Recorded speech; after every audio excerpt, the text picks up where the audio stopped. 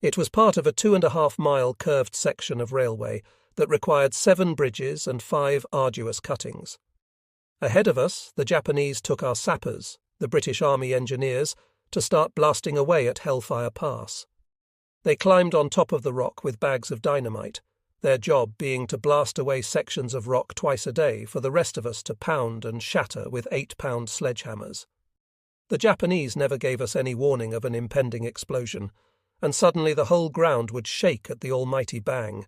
Brightly coloured birds of paradise would flee their roosts squawking, and we would hit the deck to avoid the deadly spray of rock shrapnel that would follow. The Japanese always made the British engineers light the fuse. On more than one occasion, the poor sod who couldn't flee fast enough over the treacherous ground would be blown up with the rocks, much to the obvious delight of Dr. Death, who found it hilarious.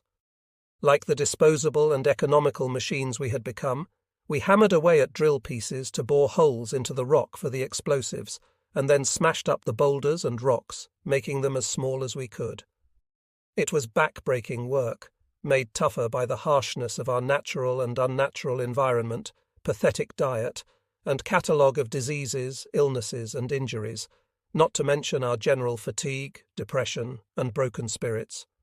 The rocks, once splintered into semi-manageable pieces, would be picked up by hand and loaded into baskets. Other prisoners would then haul these away and dump them beside the railway, where the rocks had to be broken up further to be made into ballast for the railway sleepers. Eventually, the guards pulled sick men out of hospital huts by their hair and dragged them down to work on the railway beside these piles of dirt and rock that needed breaking down. Using small hammers with 12-inch handles, they had to sit there and tap feebly away all day in the blazing sun. Nobody was immune from work. I spent 7 or 8 months hammering away at that bloody rock. On top of the cutting, Dr. Death sat gloating and occasionally relieving his boredom by hurling stones and boulders at us slaving down below. Once again, failure to meet our daily quotas meant working on into the dark by firelight and the eerie glow of lamps, making the place look like hell. Until finally, the only damage done by our falling sledgehammers was that caused by gravity rather than the force of our swing. We could not take any more, and surprisingly the Japanese recognized that. Now, just skin and bones, we were so skinny that a scrawny guard could lift each of us with one arm. If an exploring anthropologist had stumbled upon us in that jungle, he would have imagined that he had made a sensational new discovery, a prehistoric tribe, uniformly filthy with long hair and beards covering clapped-in cheeks and framing sunken eyes. He would have observed in wonder the curious tottering gait unique to the half-starved tribesmen who worshipped and sacrificed their number on a giant slab of rock. And he would have been baffled by the absence of the female of the species. Kanyu Fuasan II, under the iron fist of the Black Prince, were among the worst of all the camps on the railway. The Japanese had reduced us to the Stone Age. There were no positives, no haircuts or pay, no days off, no trading, no vegetable stews or fried duck eggs, no pantomimes or song. There was not even a single book in the entire camp. It was work, work, and more work. Speedo. It simply could not have been any worse. Not through any sense of pity or guilt, certainly, we were to be moved to a camp further up the railway. It was named, predictably, Kanyu II, almost identical to our original camp, just further down the river. At roll call they told us, "All men march." The same thoughts went through my mind. We have been used up. We're no use to them anymore. We're all going to be massacred. Whatever it is, it's not going to be better. It certainly won't be a holiday camp. Towards the end of April 1943, the Black Prince and his merry band of psychotic villains marched us into the jungle again. It took a solid day to reach our new camp, and I heaved a sigh of relief to see that we did not have to build our own huts. Presumably the POWs who had been there before us had been moved forward as well, onto Kanyu III. I would later learn that Australian POWs took our place at Kanyu I, and with it the deathly task of completing Hellfire Pass. They were to pay a terrible price. The Japanese put us straight to work. This section of railway, further north, would eventually join up with that of our earlier handiwork at Hellfire Pass. We began clearing jungle, just as we had at the first Kanu cutting. The work was certainly easier than gouging our way through the rocks and boulders of Hellfire Pass, but it was still horrendous. With the same guards and Japanese officers hovering around us, it was the same torment. Brutality, disease, starvation, and death stalked our every step. On the first evening of our arrival, still barefoot and naked except for our Jap happies, we did some remedial work on the huts, some of which leaned at crazy angles like jungle versions of the Leaning Tower of Pisa. The roofs all needed replacing with fresh atap leaves. Whether by design or otherwise, we reverted to the same sleeping arrangements as at the first camp, taking up the same places. Men took a lot of comfort from routine and familiarities, no matter how fickle or fleeting they may have been. After a few weeks of steady progress, we were nearing the River Kwai, across which the Japanese intended us to build 2 bridges, the first to be made of wood and bamboo, the second of steel and concrete. It was going to be a major engineering operation, and I doubted that we would manage it in our state, and with the pathetic tools we had to hand. We carried on clearing the path for the railway track, while work parties went into the jungle felling trees for the bridge and bamboo for the scaffolding. Then disaster struck. One night I awoke with dysentery calling. Holding my aching stomach, I raced to the latrines in the dark. But on the way back to my hut, a Korean guard stopped me. He had come out of the darkness and caught me by surprise. He yammered in my face. I had no idea what he was on about.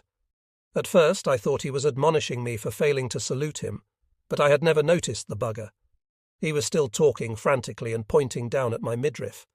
To my horror, I realized he was becoming frisky. "Jiggy, Jiggy!" he was saying, trying to grab me. "No!" I shouted at him. "Jiggy, you me, Jiggy!" I told him no again, firmly. He carried on trying to grab me, so without hesitating, I kicked him as hard as I could, barefooted, square between his legs. He collapsed, groaning in agony. I bolted for my hut, but his roaring had summoned hordes of other guards. Unfortunately, I ran slap-bang into one of them. He seized onto me, and before I knew it, they were coming at me from all quarters. Rifle butts and fists sent me to the ground. Someone stabbed me in the backside with a bayonet. Boots and fists flailed into my body before they hauled me up and dragged me to the front of the Japanese officer's hut. Bleeding from the blows to the head and face, I waited for the interpreter, who had been summoned. As I swayed, an NCO kept beating me, knocking me to the ground. Each time I fell, he made me stand up again. Eventually the interpreter was raised, along with the camp commandant, the dreaded Black Prince. This was a moment of absolute terror. Throughout my captivity, I had tried at all times to stay out of range of the brutal Japanese guards, and now here I was receiving the personal attentions of the camp's sadist-in-chief. The guards all stood to attention as the commandant asked the Korean for his side of the story. No doubt he left out the bit about making sexual advances towards me. When he was done, the commandant asked why I had assaulted the guard. I told them the truth. The interpreter relayed my story, and when he had finished, the Black Prince started screaming at all and sundry. I had no idea what was going on. I just knew I was in serious trouble. They took the Korean guard away and marched me to the front of the guardhouse, where I was forced to stand to attention. Racked with pain and suffering from broken toes, I wobbled and wilted. Any sign of slumping over brought a flurry of rifle butts to the kidneys to straighten me up again. Every minute of every hour throughout the night was pure torture. On top of the pain came the constant buzzing and biting from the camp's abundant insect life. At sunrise, the men assembled for breakfast and roll call before going out to slave on the railway. The guards kept me behind. As day broke, I was a hopeless mess. The rising sun bore down on my defenceless body, and when I lost consciousness, my personal minders threw buckets of water over me and kicked me to attention. And so it went on, hour after endless hour. It was relentless. My bashed eyes had now closed, and my face felt swollen as blood seeped from my head, body, and feet. My body burned in the unforgiving sun, and the only water I got was sloshed from the bucket as they revived me after I collapsed from heat exhaustion. I prayed that it would end, prayed for a bullet through the brain. But no, they continued to play out their game of torture like a cat with a mouse. Sunset came. The men returned and averted their eyes, a sure sign that my predicament was serious. Nobody showed any signs of sympathy or concern. To do so was to risk reprisals on themselves. The rest of the chilly night passed in a blur of kicks and beatings. I hallucinated and felt as if I were going insane. Those fools did not deserve to live, not in my book. Throughout the night, I was more often on the ground and being sloshed with river water than I was at attention. Come morning, my officer went to the Black Prince to protest on my behalf. He was a very brave man and predictably got slapped savagely for his troubles. After the men left for work, the Black Prince instructed 2 guards to haul me off to the black hole. My heart sank. I knew that most men kept in there, usually for 3 or 4 weeks, did not come out alive. And if they did, they had been reduced to crippled wrecks who never fully recovered. The guards threw me into one of the bamboo cages. With bent knees, I leaned with my back raised and arms at my sides as they squeezed its door shut.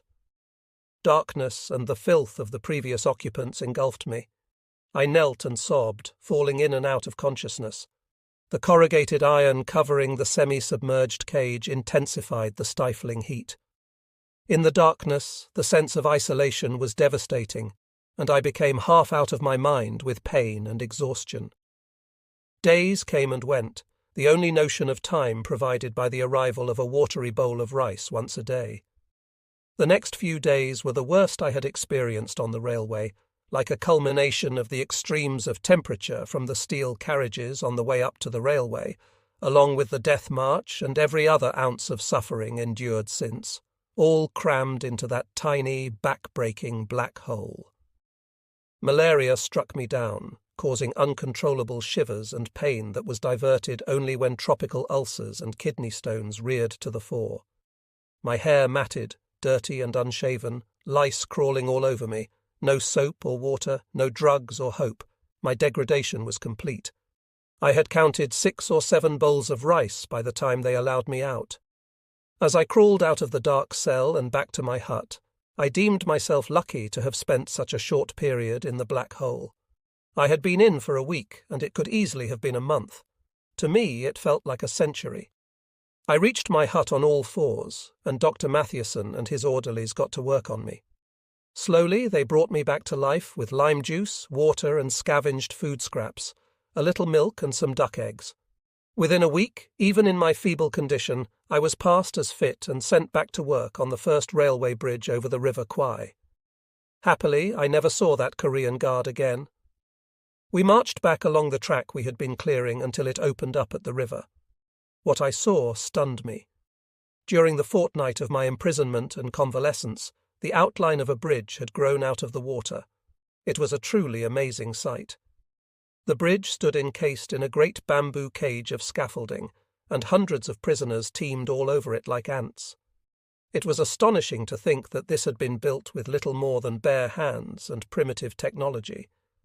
The general opinion among us men had been that the undertaking was impossible, but then again we had thought the same of Hellfire Pass, and we somehow managed to do that too. 2 Japanese engineers, who were always officers, stayed on site at all times. Though many were English educated, most of them dictated their orders through interpreters.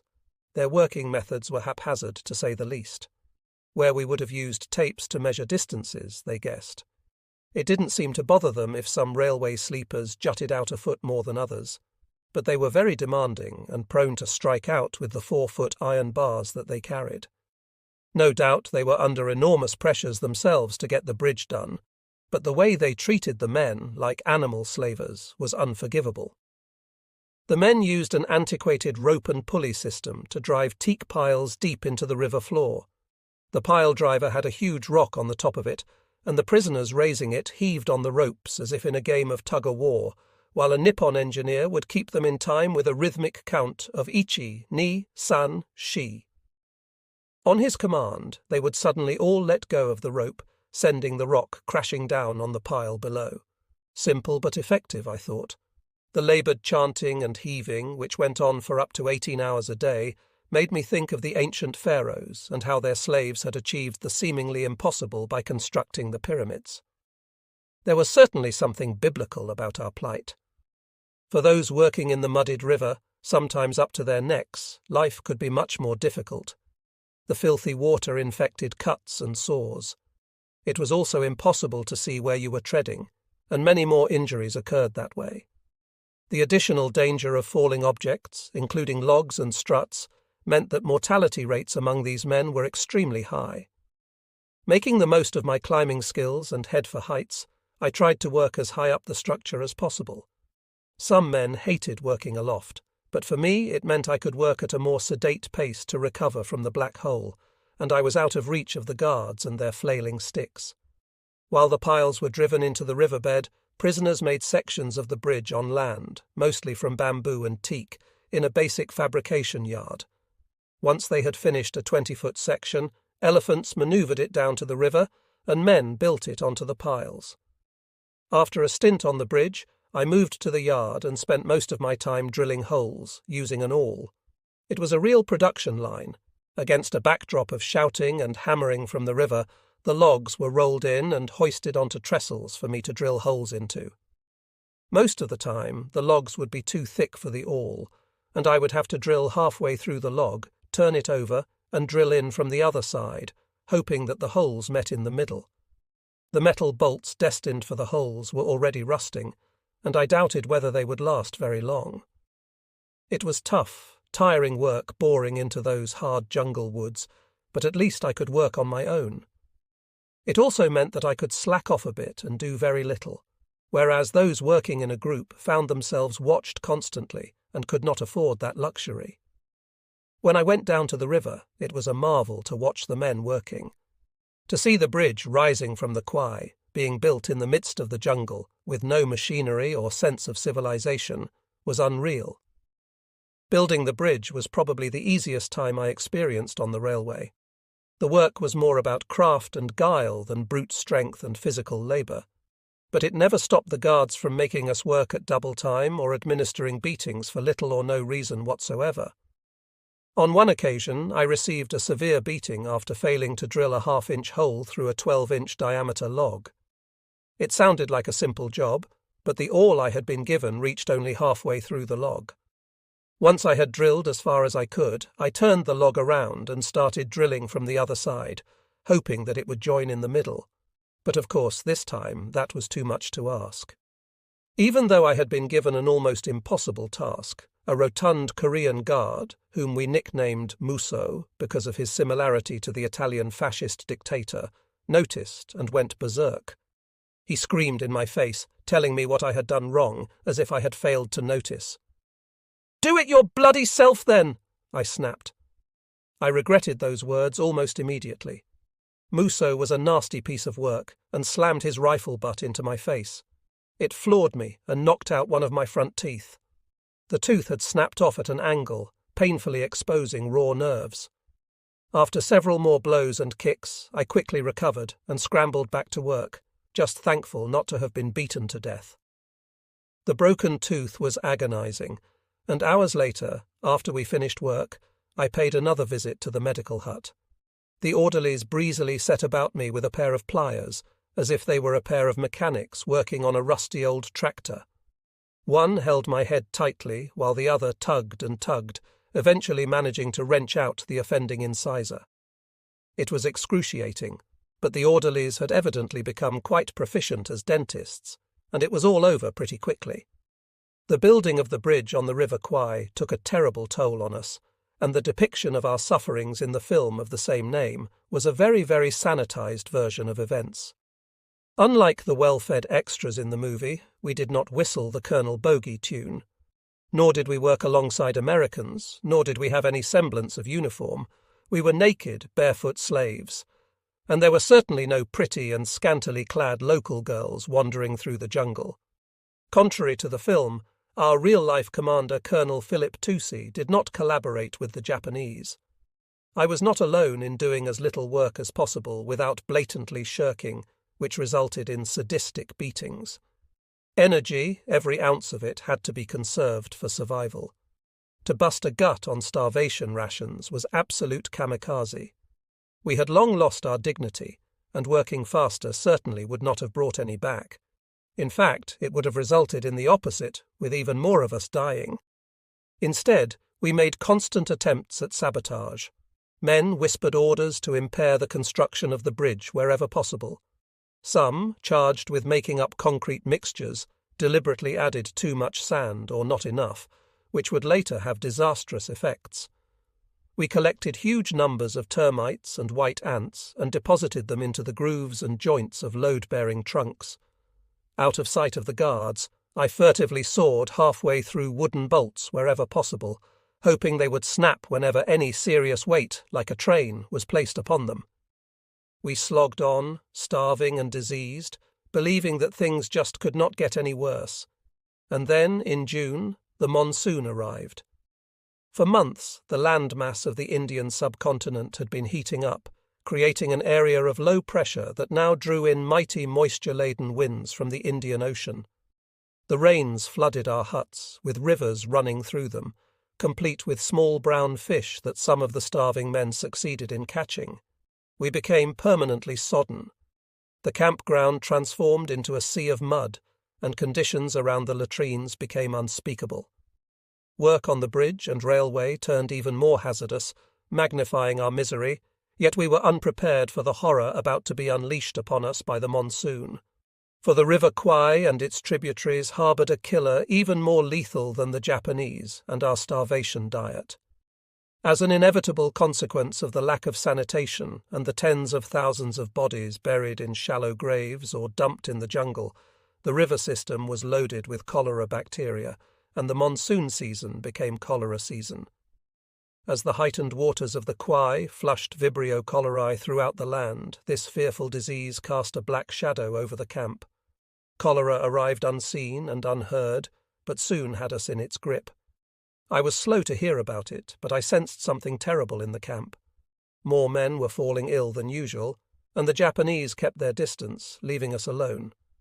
They were scared to death of catching cholera themselves.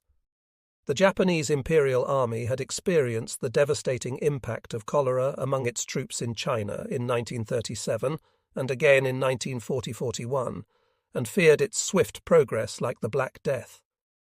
Cholera outbreaks are related to standards of hygiene, food preparation, and the quality of drinking water, all of which were undeniably horrific on the railway. Rats were also rife and had muscled into our lives to such an extent that we hardly shooed them away anymore, and they are also carriers of the cholera bacteria, another parallel with the plague. One of our officers gathered us together for an extraordinary general meeting. As serious-looking as I had ever seen him, he said, "A cholera epidemic is threatening us all. We have set up a quarantine area, and you are advised to avoid it wherever possible. Need I remind you all not to drink unboiled water? If you are unsure of its origins, find out or leave it. Understood? This is our biggest test yet." Cholera had infected a stream that ran past our camp. The Japanese had refused to build a bridge across it to stop it from spreading, so we had to use contaminated boats to cross the water. By the end of it all, we would lose thousands on the railway quite needlessly to cholera. The conditions in the coolie camps were even worse, and tens of thousands of native labourers, sometimes entire camps, were wiped out. Overnight, cholera struck me down. I woke up with explosive diarrhea and violent projectile vomiting. My ears were ringing, and I felt dizzy. Cramps started in my bowels and soon spread all over my body as it rapidly dehydrated. I was drying from the inside out, shrivelling like a picked grape left out in the sun. The cholera bacteria burrowed into the walls of my small intestine, producing toxins that sucked the vital salts and every ounce of water out of my body. I was unsure what was wrong, but I knew it was serious. I did not want to finish up with the life drained out of me. I had always been extremely careful to drink only boiled water, so at first I was doubtful that it was cholera. I did not know much about it, but I knew that the first 24 hours were crucial. If you see through a day and a night, you would probably survive. Most men who succumbed did so in the first few hours, a horrible death, and so quick. Men who threw the bodies of cholera victims onto funeral pyres in the morning could easily contract the disease, die, and be thrown on the pyre themselves in the evening. They died in agony, like crazed animals, and it was dreadful to see. I lay in my bed, unable to rise for the work party. By then I was semi-conscious and thought this was the end. I was hallucinating. Vivid red flashes stormed my eyelids. I knew I had to seek help. After psyching myself up, I managed to rise and wobble to Dr. Matheson's hut. As soon as I walked in, he knew that I had cholera. It was a death sentence, and he was reluctant to tell me. Instead, he simply said, "You'll have to be isolated. You'll be looked after." His orderlies led me to a cream-coloured bell tent, like we had used in the Scouts. As they peeled back the tent's front flap, a deathly stench leaped out. Unknown to me, this was the death tent, and I was the unlucky 13th occupant of a dimly lit space already full of men. When I saw their state, their eyes rolled back, rasping, unintelligible voices, raised legs with knees bent, the bizarre telltale sign of a cholera sufferer, I knew that my number was up. The orderlies were putting me in here to die. The fight was fading from me, and I lay down on the canvas floor with a sense of complete and utter desolation. I have no idea how long I lay there. I was no longer aware of those around me, or if anyone came and tended to me. My mind drifted. I allowed myself some thoughts of home, even though they were jumbled and vague. I became upset when I couldn't picture the faces of my mum, Dad, and Aunt Dossie. I even struggled to remember what Hazel looked like. Feverish dreams rampaged terrifyingly through my mind. The walls of the tent seemed to move and expand like an inflated balloon, only to pop and come crashing back on top of me. A sudden death seemed as inviting as a warm bath. Eventually, on what must have been the following day, some orderlies carried me out of the tent and back to the hospital hut. Out of the 13 men in that tent, Dr. Matheson told me months later, I was the only survivor. His medical staff tried to keep me alive by giving me as many sips of sterilized water as possible. They also forced some coconut milk puree down my throat, as water alone was not enough. While treatment should have been relatively simple, the lost fluids needing to be replaced with a liquid mixture of sugar and salts, the Japanese refused to give us any extra supplies, even though progress on the railway had dropped off and the outbreak threatened to wipe out the whole camp, them included. I was only half compos mentis and just wanted to sleep, but the orderlies kept tapping my cheeks to keep me awake and engaged me in conversation to keep my mind and soul engaged. They found the dog-eared black and white photographs in my bed space and asked about my family. I rambled on about Aberdeen and playing practical jokes on Dossie. They asked who the pretty blonde girl was, the photo more worn than others. The lovely Hazel. I thought of her and how we used to dance at the Palais de Danse, how she was the only girl who could keep up with my twinkling toes, now reduced to bloodied and mangled stumps. The orderlies tried to make me laugh, asking how far I got with Hazel, and I told them about our long walks through the dandelions of Duthie Park, how I would try to get her alone, those piercing blue eyes all to myself. Florence Nightingale could not have faulted their patience and unwavering care. If I had given up hope, they never did. And by this time I had very little hope left in me. The idea of kamikaze was a constant threat, not just for me, but for many men. Some gave in and threw themselves from the bridge or headfirst down the latrines. There was no doubt that clinical depression had muddied most of our minds. I could have lain there for days or weeks. It was hard to be certain. A Japanese doctor visited the camp and inspected me. Eventually, the medical officers persuaded him, along with the Black Prince, that I was of no further use. My days working on the railway were over, at least while in the condition I was. Permission came through for me to be sent down river to the mass hospital camp at Chung Kai. I was leaving a camp that had reduced us to animals, starved, half-dead beasts of burden. It had brought out the best and the worst in us. My carers showed endless compassion, but the camp was also full of men who would steal food from the sick and dying. The next thing I knew, I was being carried down to the river on a stretcher and loaded onto a 40-foot barge with a dozen or so other heavy sick, many with gaping tropical ulcers or recovering from cholera. As we were towed by a tugboat down the river, I was still so weak that I ignored everything around me and could not even bring myself to respond to the others making idle chit-chat on the peaceful journey downstream. Calmly scything through the jungle, I knew I was leaving the hell of camp life.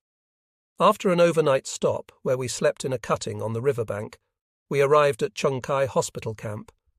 It was then that I realized how lucky I was. A massive place, it was located in a jungle clearing beside the Myeong River, near where the railway commenced and about 100 kilometers from Bangkok. To think that all of the men in that square mile were either sick or recovering from illness and injury really tells a tale in itself. There were nearly 10,000 survivors gathered in the camp in various states of decay. It was the first time that I could grasp the vast industrial scale of the railway. On arrival at Chung Kai, British orderlies met us at the riverbank. Our state horrified them. They carried me by stretcher to a hospital hut where they categorized me and left me alone.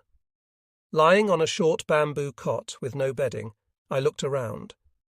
In the long, bright hut lay about 30 others, all in much the same decrepit state.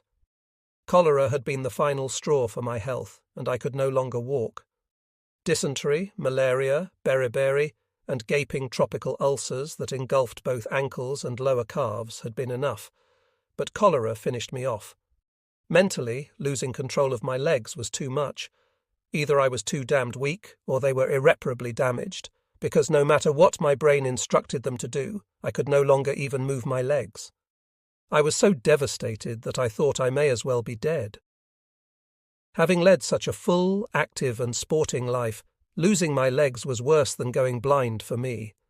I had real fears that I would never walk again, and so depression set in. I could not see a glimmer of light at the end of the tunnel, only blackness. Some orderlies came into the hut and gave us all a liquid meal, which had some egg in it and milk, either goat or coconut, I could not be sure. If I tasted it now, it would probably be foul, but at the time it was wonderful. The best thing I had tasted in over a year. I lay in that hut for over a week with the black dog of depression nipping at my sorry heels. The cheery orderlies and doctors tried talking to me to lift my spirits, but my mind was unresponsive. I could see that they were not trying to help me walk again, so I felt that they were just pacifying me. Like all of the patients, I dreaded the nightly agonizing round of the orderlies who scraped out our suppurating ulcers with a sharpened dessert spoon. The only highlight of my day was food. I was definitely a difficult and moody patient. One of the doctors was a very tall Australian medical officer, and he conducted my general examination. I was greatly impressed by him during my brief consultation. A striking figure with an aura of authority and leadership, he seemed never to waste his words or actions, as if every single minute were utterly necessary and priceless. The orderlies all worshipped him. They told me his name was Weary Dunlop. He worked miracles at Chung Kai and enjoyed the adulation of his men for taking numerous beatings from the Japanese to prevent sick men from being sent to work. Shortly after his capture on Java in March 1942, he had personally saved the lives of 4 patients. The Japanese had stormed into the prison hospital and demanded that it be broken up. Their commanding officer ordered that 4 of the boys, 2 paraplegics and 2 blind lads, should be bayoneted. Colonel Dunlop put himself between the Japanese bayonets and a young British serviceman, Billy Griffiths, who had been blinded and lost both hands when he walked into a booby trap. In the tense standoff that followed, the Japanese backed down. After the war, Griffiths became a leading figure in the development of disabled sport in the UK, and both men were reunited on the This Is Your Life television programme. Dunlop set a shining example of how officers ought to conduct themselves and gave all too many a showing up.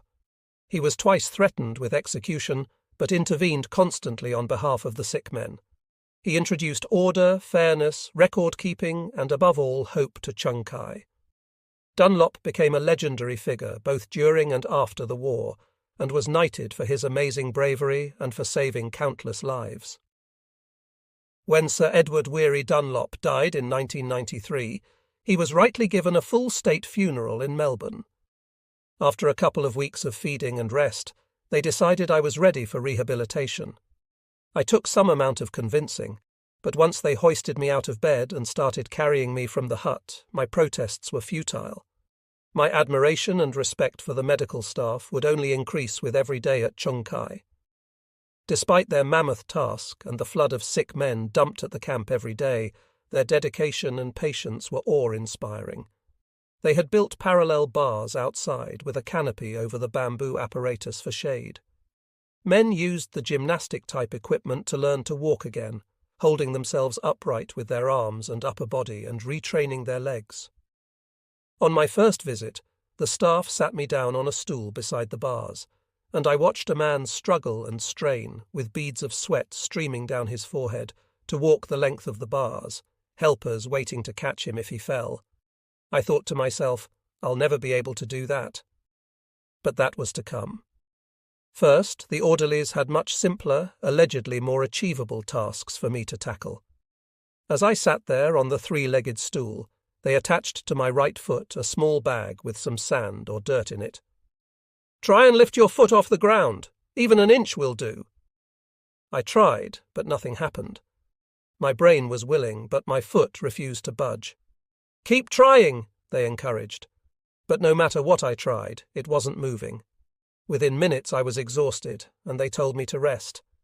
They left me alone, stewing in self-loathing, and came back half an hour later. "Try again. But this time I want you to concentrate with all your might from brain to foot. It's all about mind over matter." From an early age, I had relished a challenge and hated being beaten. I focused my eyes on the hairs on my foot and willed it to move. After a while, the orderlies shouted, "Yes, you did it." Although I never saw it, I must have raised my foot half an inch, and for the next couple of hours I sat there trying to repeat it. I was sweating like a pig, the frustration oozing out of me as I made incremental progress. The old stubborn Alistair was returning. By the end of the session, I could lift both feet an inch off the ground. The staff carried me back to my hut, where I fell asleep exhausted. The next day they took me back, and sitting on that stool, I managed to raise my leg 2 or 3 inches. I felt ready for the parallel bars, and the orderlies agreed. They lifted me up and held my shrunken backside as I dangled my useless legs. Being on my feet felt surreal, as if I had never walked before. They pushed me to try to move a leg. "You moved your leg when you were sitting down, so you can do it now."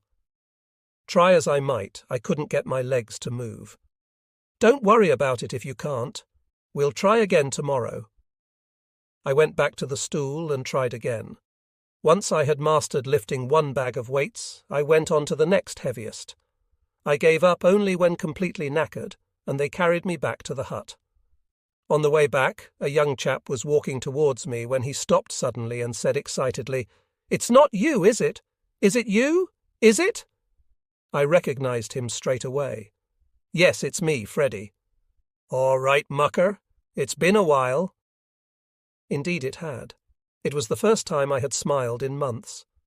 Freddie Brind looked remarkably fit and well, considering. I was not surprised he struggled to recognize me, however. I had lost 3 or 4 stone, and most of my dignity and self-respect. One of the medical officers carrying me told Freddie, "Alistair here has been learning to walk again. He's doing very well." As they carried me, Freddie trailed alongside, talking at 1,000,000 miles a minute. It was as if we had never been parted. At the hut, the orderlies left, and we were alone. We were so pleased to see each other. For me, he was a breath of fresh air. I had constantly worried about him, his brother Jim, and the other lad, John Scott. I still felt like I had let them down, abandoning them at Changi all those months ago. It seemed like a lifetime ago. I wanted to know everything, but I struggled to get a word in. He told me he had been at Chung Kai for almost 12 months, having arrived with his brother. He did not know what had happened to John, who became separated from them at Changi. But Freddie was more interested in telling me what I should be doing. He might only have been aged 15 then, but he was a truly inspirational figure. Lying in my bed, I must have looked a pathetic, sorry soul. He told me in no uncertain terms, "This isn't you, Alistair. You need to pull yourself together. You can do it." He must have noticed the deep-rooted scepticism that lay behind my watery eyes. "You can do it all right, mucker. I'll see to it. In fact, I'll have you swimming across that river before you know it. I swim across it every day to collect dead bamboo for the cook's fires, and you can come with me. It's a breeze." "No way," I said. I couldn't even walk. I couldn't see how I could ever possibly swim again. "You wait and see," he beamed. "Wait there." He dashed off. Good old Freddie, I smiled. He had made it.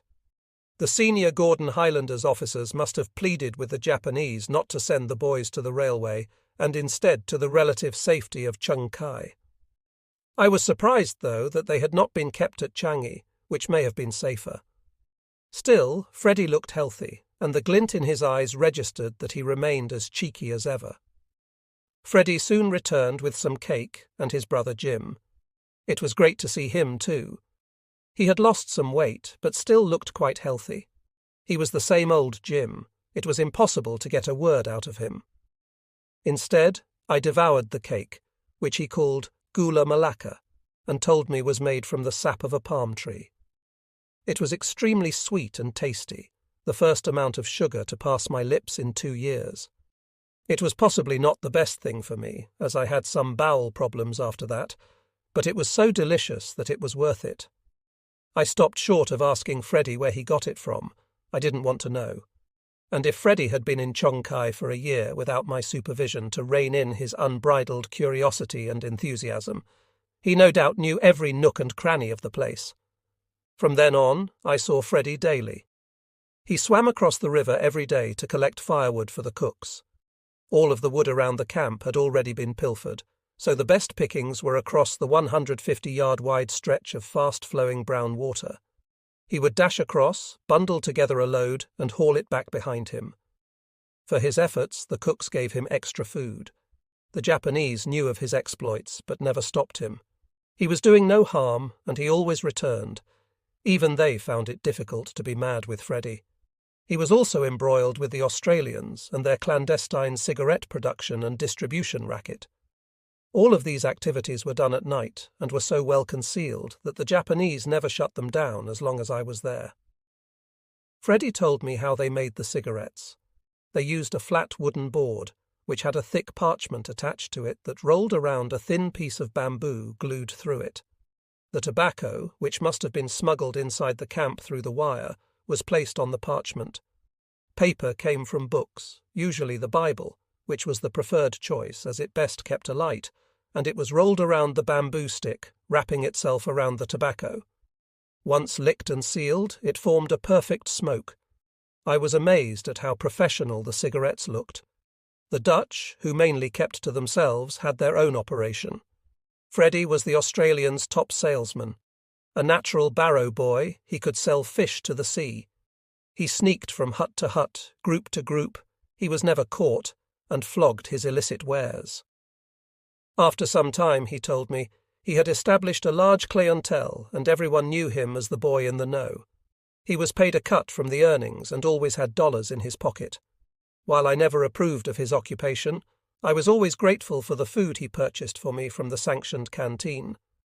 The supplements to my diet, which included 2 egg omelettes, molasses, coconut, and papaya, assisted in my recovery and probably later helped save my life. Meanwhile, the medical orderlies told Freddie in no uncertain terms, which were often the only terms he fully responded to, not to interfere with my rehab. But after Freddie's arrival on the scene, I approached my physical exercises with renewed vigor. Through sheer hard toil, I slowly started to make headway. Day by day, my movement returned. I lifted all of the weights attached to my foot and progressed to the parallel bars. Once I could struggle from one end to the other with help from my arms, they gave me a pair of crutches. After a few weeks on them, I graduated to just one crutch and eventually was walking unaided, albeit with a pronounced rolling John Wayne-like gait. Despite my weeping tropical ulcers and still faltering walk, I was recovering well. In the evenings, Freddie and I would talk for hours, much like we did on top of the hill at Changi. I even took in several theatrical shows, which the men had organised themselves. They were always outrageous burlesque affairs, held on a rickety stage and with an improvised orchestra. There was a piano, trumpet, saxophone and drums, and always plenty of laughs. It was a real boost to the spirits. Compared with the other camps, this truly was a holiday camp. I hardly ever saw a guard, let alone a coordinated or even random beating or punishment. Men walked about freely, traded, smoked cigarettes, sang songs, and even played sports. Reading between the lines and picking up on snippets of overheard conversations, I soon realized just how unlucky I had been. The Kanyu camps, under the sadistic rule of the Black Prince, were by far the worst camps I heard about. Other men talked of earning weekly pay for their work on the railway, which they saved and spent in canteens in their camps or when they got to Chung Kai. Others enjoyed days off and long weekends. Some Japanese allowed men to sing rousing songs as they worked. Other prisoners had chatted with native lassies as they strolled past and traded with locals. As I ventured further from my hut, exploring the vast camp, I saw dozens of blokes hopping around with legs lopped off. They were mainly victims of gangrene brought on by tropical ulcers. A couple of the senior doctors at Chung Kai had been doing an incredible number of amputations, and with rudimentary equipment and no anaesthetics, had attained amazingly high success rates. One of these doctors, a Canadian called Captain Marco, had performed 120 amputations. As my condition improved, I was able to take in the amazing hospital camp operation. Artisans and tradesmen among the prisoners had made an astonishing array of medical equipment, adapting old Ovaltine cans, Japanese beer bottles, and mess tins to become retractors, saline drips, and anaesthetic masks. They employed bamboo to make shunts, false legs, a dentist's chair, and even an orthopaedic bed. They set up stills to produce surgical alcohol and distilled water.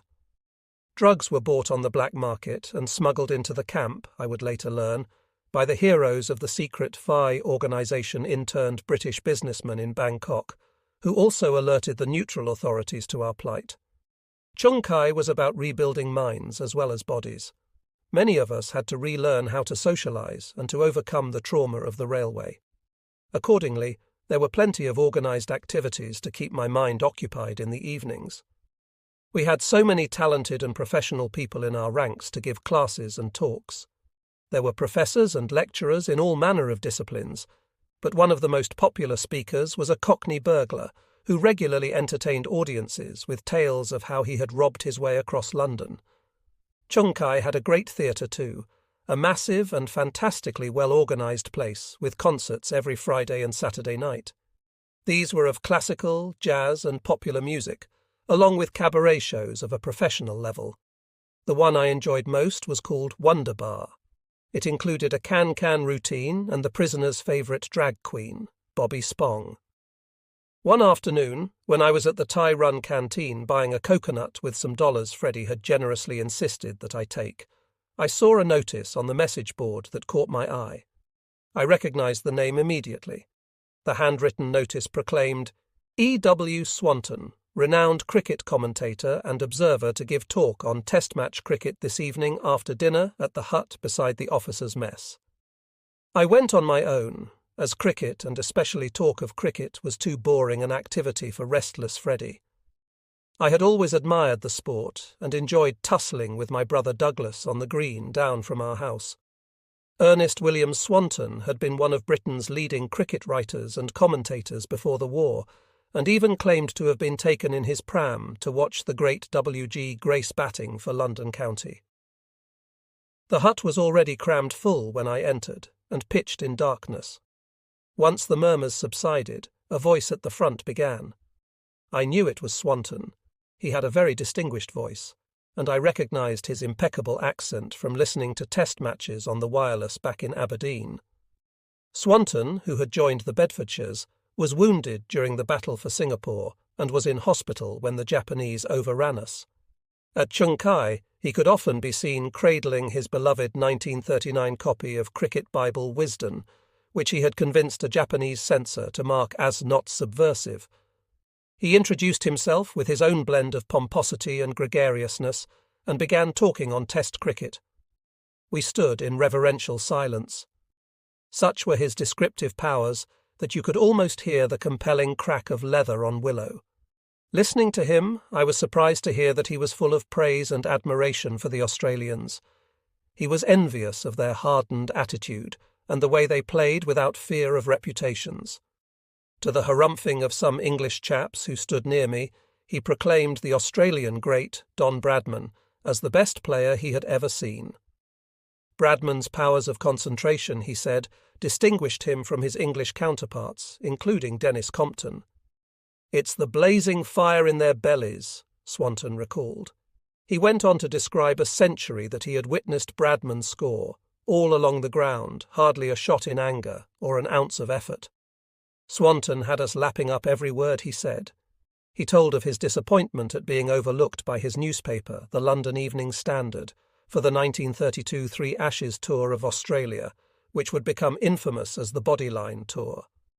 But he dismissed the furore over the series, in which English bowlers perfected a brutal and uncompromising tactical move of aiming deliveries at the head and body of the opposing batsman, to thwart Bradman in particular, as media hype.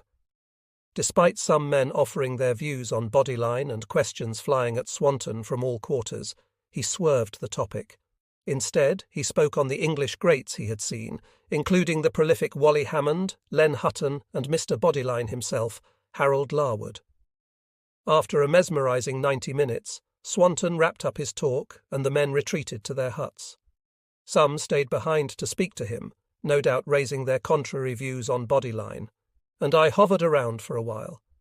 I thought of shaking his hand and thanking him for one of the most enjoyable moments I had had in captivity, but he seemed well tied up, so I wandered into the warm night air. I took a walk around the camp to stretch my legs that had been aching from standing there listening for so long. My happy feet were buzzing, and so was my mind. The talk had enlivened me. While it lifted my spirits, it was a stark reminder that there was a world outside this rotten jungle. Chongkai was proving an almost enjoyable period. The only downside for me was that I knew it wouldn't last. Always looming in the back of my mind was the notion that after my recovery I would be sent back to the railway. I knew that the Japanese periodically asked British commanders for so many men to go back to work on the railway. Obviously, the fittest went first.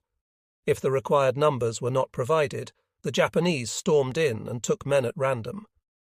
Walking back to my hut from the Swanton talk, finally feeling weary, I decided to stay put as long as possible. I would fake the state of my health, make it out to be worse than it was, lie to the doctors, and avoid seeing them wherever I could. At least my ulcers were taking some time to heal, and while they gaped open, surely I would be safe.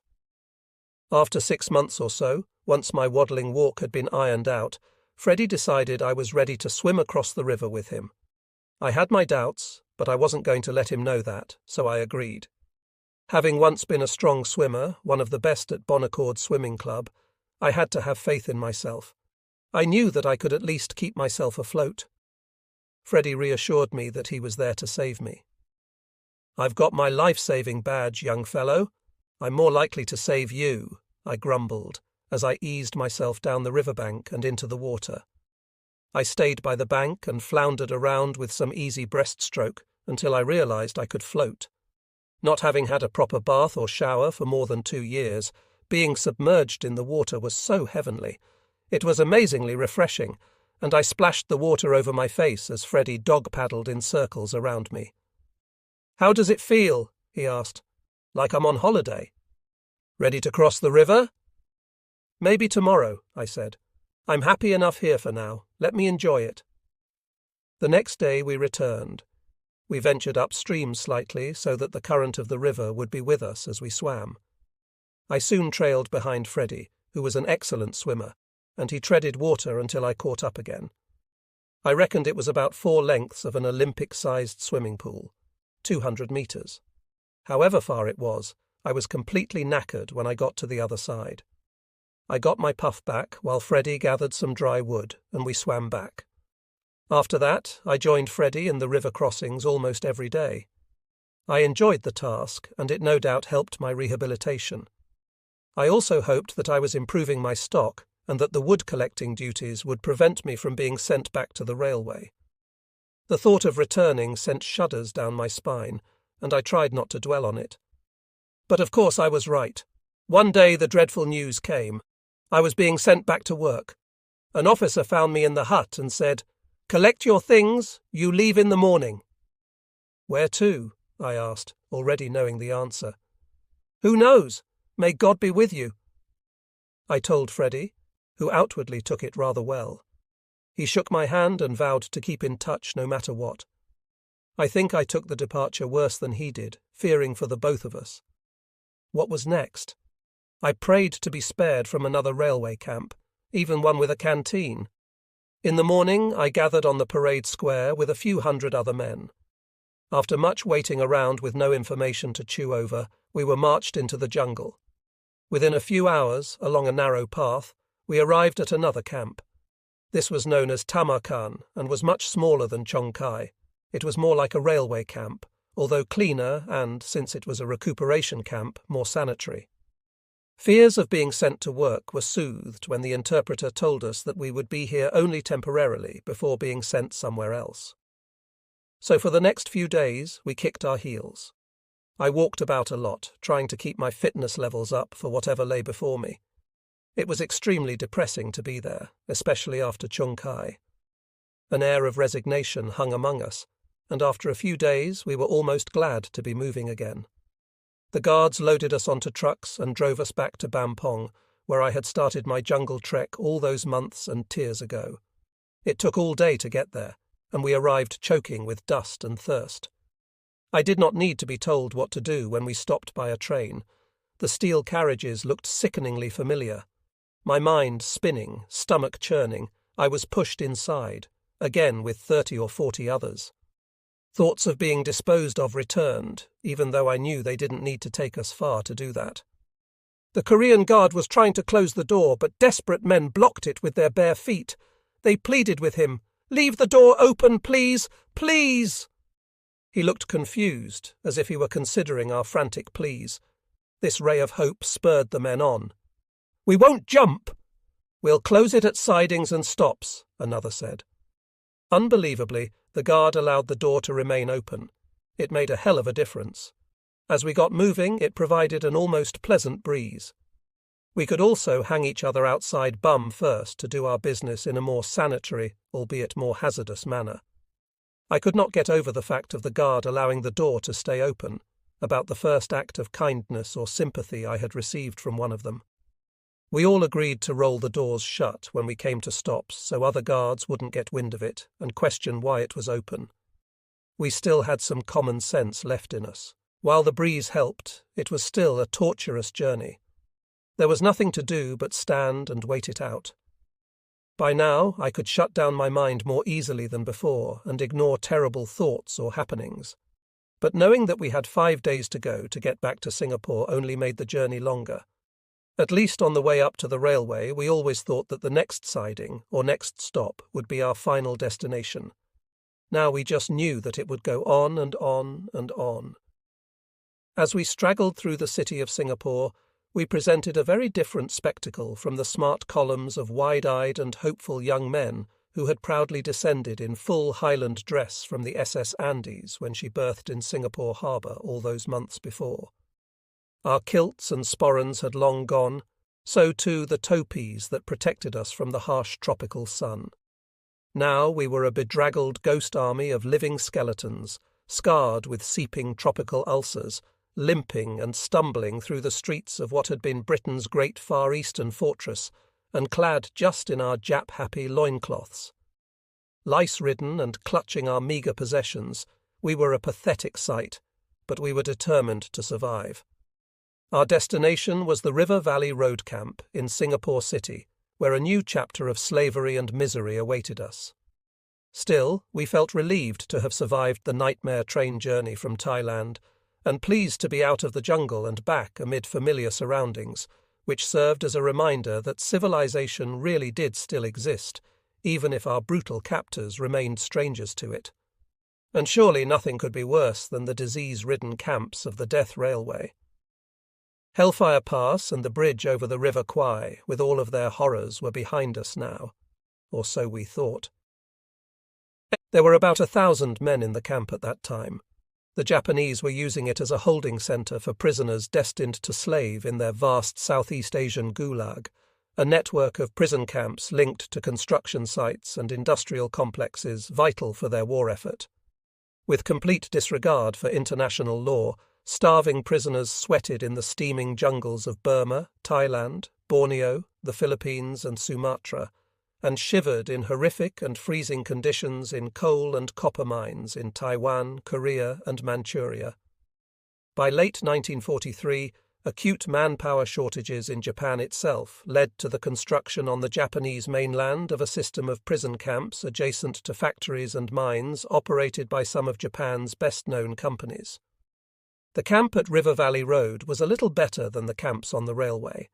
The accommodation remained very basic, made from timber, but its four walls provided more shelter from the elements than the open-sided huts on the railway. The trouble was, this served only to make the huts a safer haven for the swarms of bugs that we had to contend with, now even more numerous than on the railway. They got everywhere, in your bed, in the rafters, and buzzing around your head constantly. Of course, we had no mosquito nets. Bed bugs were also rife, sucking precious blood from you as you slept.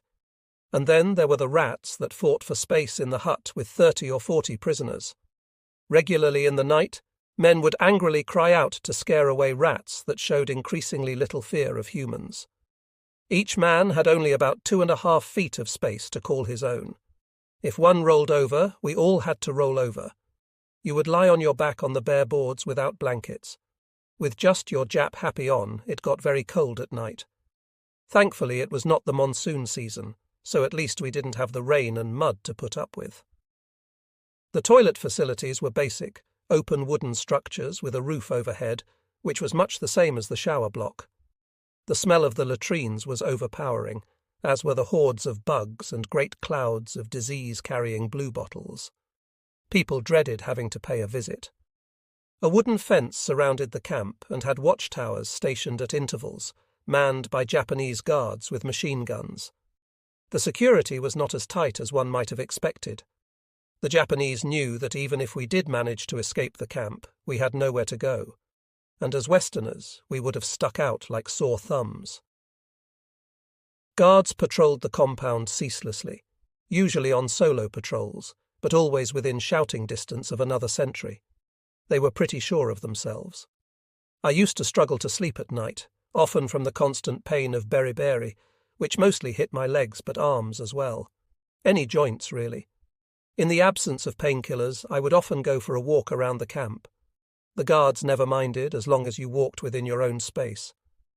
I just wandered aimlessly to ease up my joints, and in the hope that I would get so exhausted that sleep would overtake the pain. Quite a few men used to walk at night. I would recognize the same faces, but always walked on my own. You were less likely to be challenged by the guards. If there were 2 or 3 of you together, they might think you were cooking something up and would give you a beating or punishment. At River Valley Road, I suffered from a recurring nightmare, always of the Death Railway. A Japanese guard with horrific bulging eyes filled with fury and evil would be beating me. All I could see was his enraged face, him just laying into me. I would wake up sweating, scared to death, and no matter what I did, I could never get back to sleep. Again, I often slept on the ground just outside my hut. It was mighty cold, but free of the bugs and the irritations of the other men, and the old trick I had learned on the railway still worked. I got a better sleep. I didn't allow myself to think of home.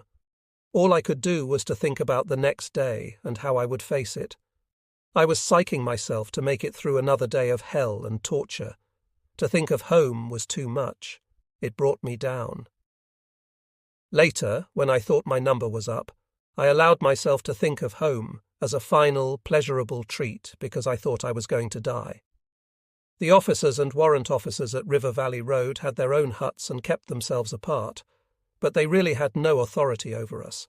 They were now just the same as everyone else, slave labour for an enemy that regarded us all, officers and ordinary soldiers alike, as subhumans to be worked to death. The only difference was that the officers never wore Jap happies, their khaki shorts easily distinguishing them. Just like us, though, they had to slave at Singapore's docks. Only one officer was permitted to stay behind in the camp. The Japanese used to pick which would stay behind, and if they thought an officer was bolshy, he would always be on the work party. Morale and discipline stayed rock bottom in the camp, and our commanding officer, Captain R.D. Wilkie, even suffered the indignity of being robbed of his own personal and company funds. There was very little respect for officers. Riddled with dysentery, malaria, beriberi, tropical ulcers and disease, with bare, blistered feet, and wearing just our Jap happies, we paraded every morning shortly after sunrise. The sun would come up about 6 a.m., and by 7 a.m. you had to be up, have had your food, and be ready to go out on the work party. The cook signalled breakfast by rattling a tin, and everyone rushed to join the queue. One of the POWs served us, a cup of rice and a cup of boiling water, the same unappetizing affair as on the railway, the rice again littered with all sorts of maggots, flies, lice, bedbugs, and greyish weevils. Not that I was bothered. I was so hungry and so focused on staying alive that I devoured any food no matter what was in it or how it was contaminated. The cooks again had the advantage. They survived best, never doing hard labour and always better fed. With a bamboo ladle they would scoop up the rice and then skim the top of it using a paddle. Of course, how much you got depended on how hard they pulled the ladle through the rice. As the men queued, every eye fixed on that ladle, counting virtually every grain. I can see it still. We were in a desperate, horrible state. Men would often try to call off sick, but it was the Japanese who decided whether or not you were sick enough to be off. You had to be very ill not to work. You were usually safe if you had tropical ulcers, coupled with dysentery or malaria. Yet having just one or the other would not be enough to save you from work. The tropical ulcers I had picked up on the railway were pretty much healed up, so despite continuing to suffer from dysentery and dehydration during the 3 months I was at River Valley Road, I was never allowed off work. Men died like flies, but I never found out the fatality rate in my time there. You never knew how many were dying because you were away at work every day. They died in the so-called hospital wards and had been buried before you returned. There was a part of you too, to be honest, that didn't want to know. After all I had been through, I had decided to stay apart from everyone else and focus totally on survival. I lived a day at a time in my own little world, a private cocoon, and adopted the position of self-sufficient loner. To survive each day required maximum concentration and alertness. It also meant that you had to conserve every possible ounce of energy. If someone spoke to me, I replied, but there was no memorable sense of community. I was so damned tired all of the time that it was an effort to do anything but survive. Self-preservation had become the name of the game for me. After parade, we had to walk 3 miles to the docks. On the way, you could see some of the local Chinese or Malayans moving about, the usual cosmopolitan Singapore population. At Changi, some Malayans had worked as guards, but we had Japanese and Korean guards at River Valley Road. The Japanese treated the Koreans very badly, and they, in turn, treated us even worse. We were always piggy in the middle, getting beatings from all sides. The Koreans were probably more brutal. They would hit you with anything they could lay their hands on, and wouldn't know when to stop. The Japanese seemed more measured in the force they used, and what they used against us. We had no interaction with the locals on the walk to the docks. That was definitely taboo. The Korean guards walked in front and alongside you, and would beat you if you even looked at civilians. And even if you did manage to establish contact with the locals, you had nothing to barter with anyway, so it was pretty hopeless even to try. Once we arrived at the docks, we were set to work straight away, unloading bags of rice and sugar from various ships the Japanese had brought in for supplies. Whether they were Japanese ships or ones they had captured, I was unsure. We were always unloading, never on loading duty for some reason. We would pick up the heavy bags from the dockside and take them on our shoulders or backs to the warehouses known as go-down sheds. By now the sacks were heavier than us. I weighed less than 100 pounds, and our terrible, decrepit and weak physical state made the tough work that we performed without any shade from the relentless Asian sun unbearable. Every muscle, sinew and joint ached in the searing and relentless heat.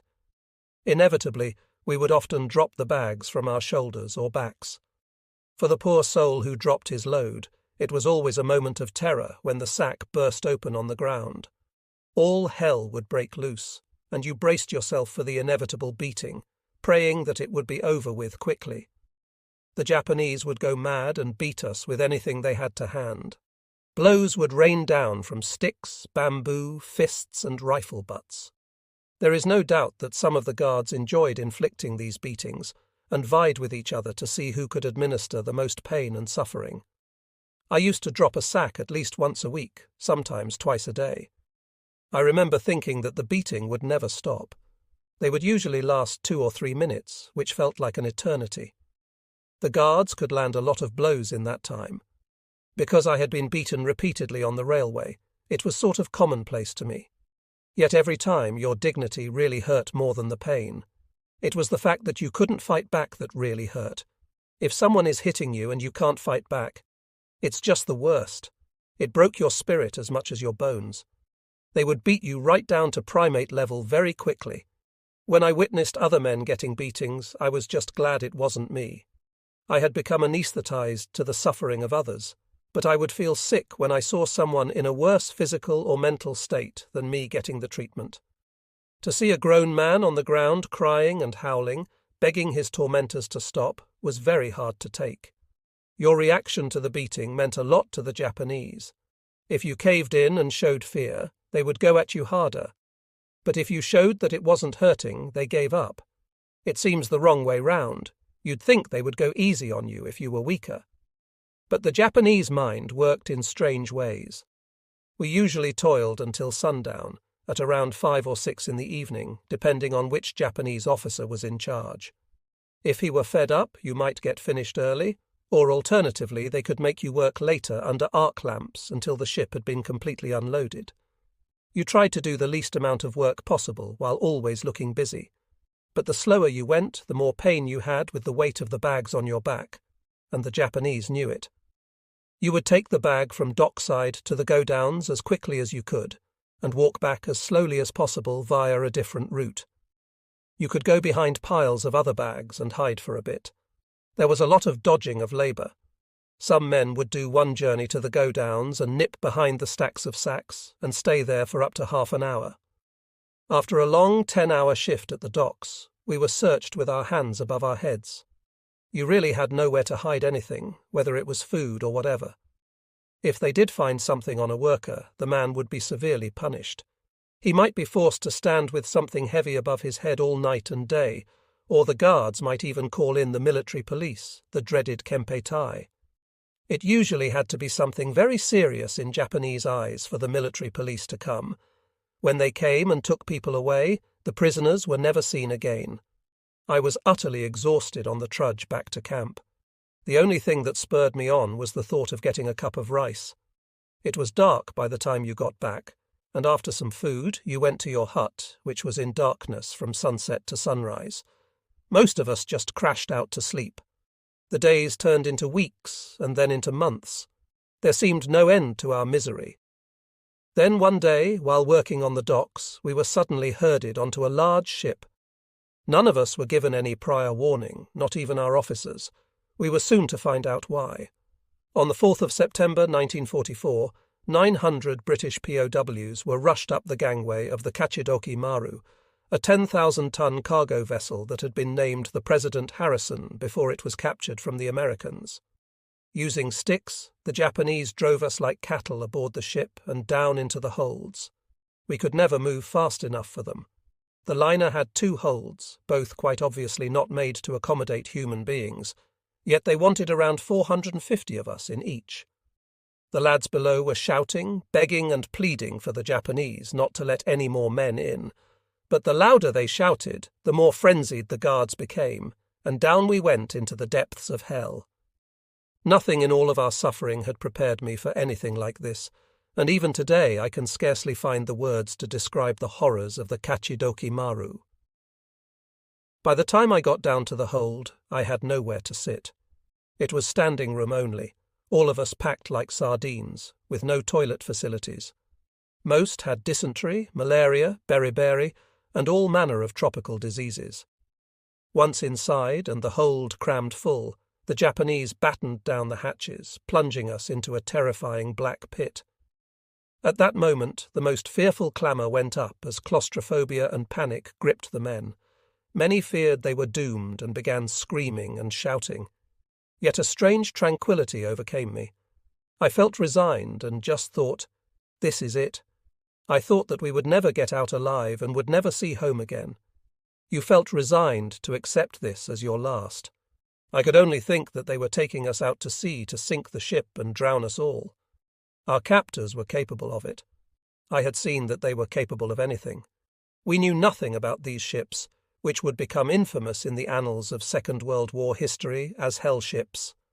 A fleet of dozens of rusting hulks used to shuttle supplies and prisoners around Japan's Far Eastern Empire. Some of the most appalling episodes of the war occurred on these ships, in which men driven crazy by thirst killed fellow prisoners to drink their blood. In some cases, prisoners trying to escape from the seething mass of hysterical captives were shot by Japanese soldiers guarding the stairways from the holds. Some voyages took weeks with only a handful of prisoners surviving. Men drank their own urine. Sick prisoners were trampled to death or suffocated. The sane murdered the insane and wondered when it would be their turn to go mad. Cannibalism as well as vampirism was not unknown, and even Japanese medics were shocked by what they found when the holds were finally opened. In the case of the Oryoku Maru, where insane prisoners killed fellow men for their blood, only 271 men survived out of 1619. The experience of one Dutch group was fairly typical. Of 1,500 men shipped from Java to Rangoon to work on the death railway, 200 died, and 450 were unable to walk on arrival in Burma. 19 of the 56 hellships were sunk by submarines and aircraft, and a total of 22,000 Allied prisoners died during agonizing voyages to the slave camps in Japan and Taiwan. Down in the sweltering bowels of that ship, we suffered for 36 hours before we got underway. The Japanese had been assembling High 72, a tightly packed convoy of around a dozen ships with destroyer protection for the voyage to Japan. Unknown to us, there was a second hellship in our convoy, the Rakuyo Maru, carrying around 1317 British and Australian prisoners.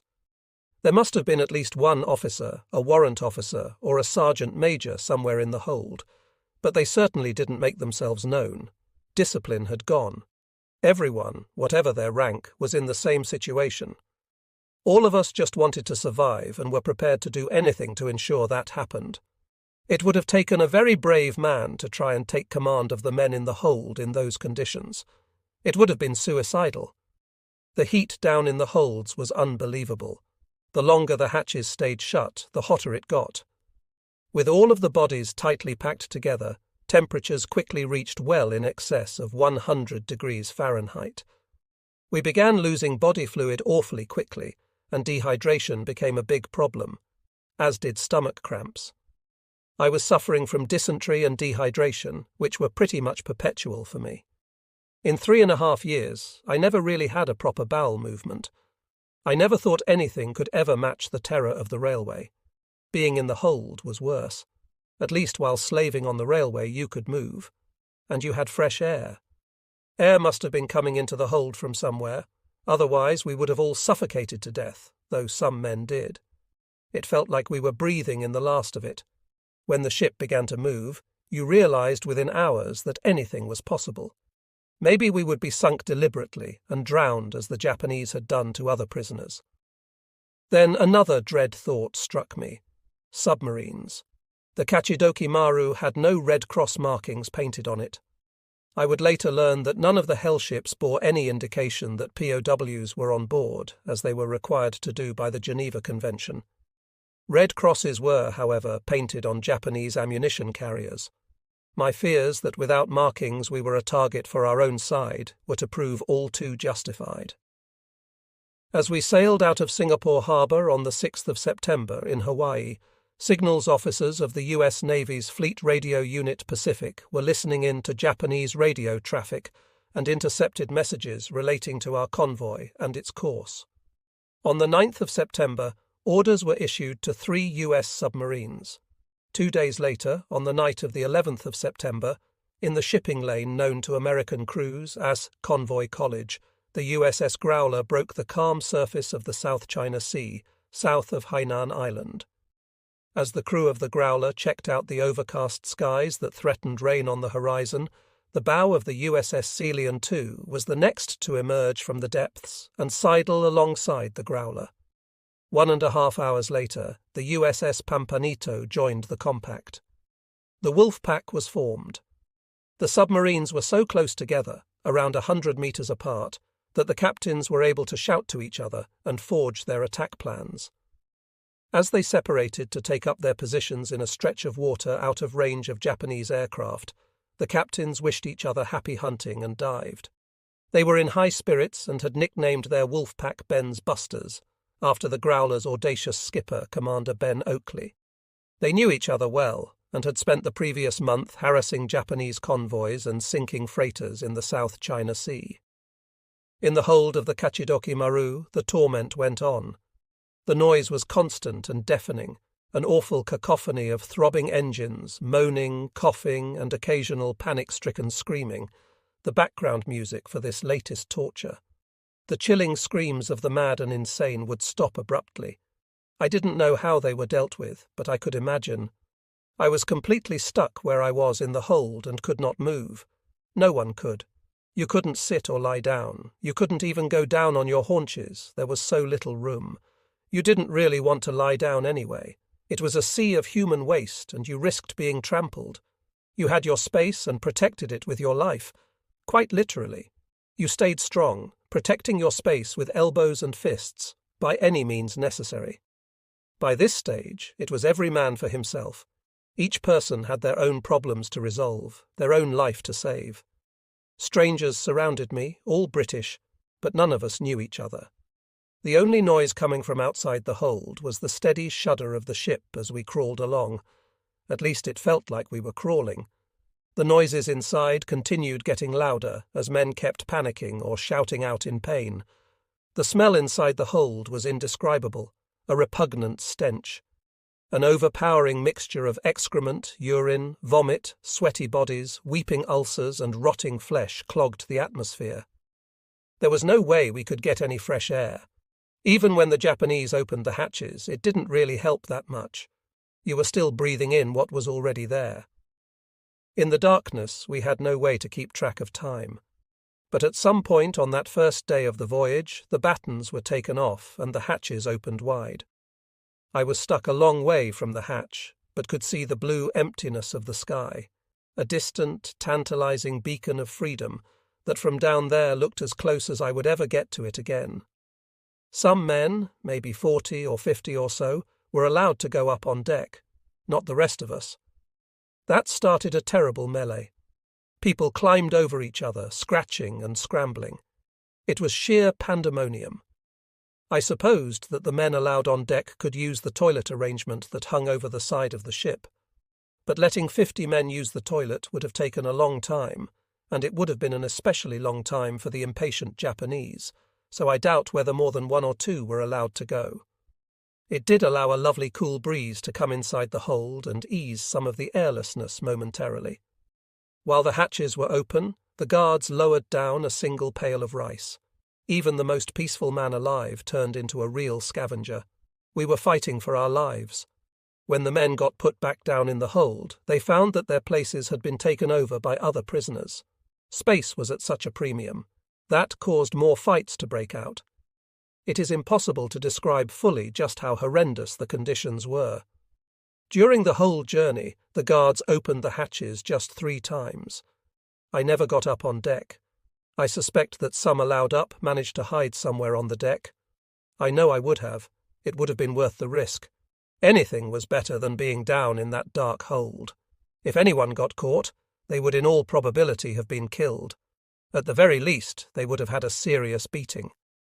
When the guards closed the hatches again, plunging us back into darkness, the feeling of complete desolation, total resignation, returned. Thirst became our biggest problem. People don't understand what real thirst truly is. You start to hallucinate and see mirages, and that is the most dangerous thing. People died down in the holds from suffocation or heart attacks. The men who died were not taken away. Their bodies lay among us. The second time the hatches opened, the bucket of rice came down nearer to where I was. Someone threw a lump of rice and I managed to catch it. I wolfed it down. Rice becomes water, and that is what I needed to abate my thirst. At no time during this terrible journey did the Japanese give us water. We relied on the occasional rice ball for it. The terrible stomach cramps induced by the lack of food and water defied belief. The pain doubled me over. This was a slow and painful death. 6 days out of Singapore, I wondered how much more I could take. Then in the distance came a muffled explosion. Right on cue, we had sailed into the trap set by the American submariners, who were determined to sink as many of the vessels they believed to be carrying oil and rubber as they could. At 2 a.m, the USS Growler had fired at the convoy, sending our escorts fanning out. Then, in one of the most daring maneuvers in American naval history, the Growler took on the Japanese destroyer Shikinami bow to bow. At a range of 1,000 yards, Commander Oakley slammed 3 torpedoes into the Shikinami. She was only 200 yards from the Growler when she sank. Oakley hit another 2 vessels before withdrawing to rearm. Next, the Pampanito and the Celian II moved in for the kill. On board the Pampanito, Lieutenant Commander Paul Summers had just taken up a perfect position to attack the scattered convoy when several large explosions unexpectedly rocked his vessel. To the west of Summers, the Celian II had fired 2 salvos of 3 torpedoes each at the frantically zigzagging convoy and met with spectacular success. 3 torpedoes smashed into a large oil tanker that exploded into flames, lighting up the sea like a giant flare. Out of control, the burning tanker collided with the Kachidoki Maru. We had an amazingly close escape as it screeched along the side of our hull. When the Kachidoki Maru suddenly listed dramatically, pandemonium broke out afresh as men screamed in terror and begged to be let up on deck. It was terrifying. We expected to be torpedoed at any moment and drowned like rats in those stinking holds. We all fixed our eyes on the narrow stairwell to the decks, wondering how the hell we would ever get out. But the burning tanker had illuminated a second target, the Rakuyo Maru. The poor prisoners in the holds knew what was coming and braced themselves for the inevitable. At 5:25 a.m., Lieutenant Commander Ely Reich steadied the Celian II, a modern Balau-class submarine that had been commissioned just 6 months earlier, and fixed the Rakuyo Maru in the sights of his periscope. The 31-year-old skipper took careful aim at the 9,500-ton vessel silhouetted against the night sky by the burning tanker. He was not going to miss. Earlier in the attack, he had fired in support of the Growler and missed and had been forced to flee Japanese escorts. And he had a personal score to settle. The first USS Celian had been sunk in a Japanese bombing raid on the Philippines at the outbreak of war, and Reich had lost 4 of his crew. There would be no mistake. As he gave the order to fire 3 steam torpedoes at 10-second intervals, the young New Yorker had no idea of the carnage he was about to cause.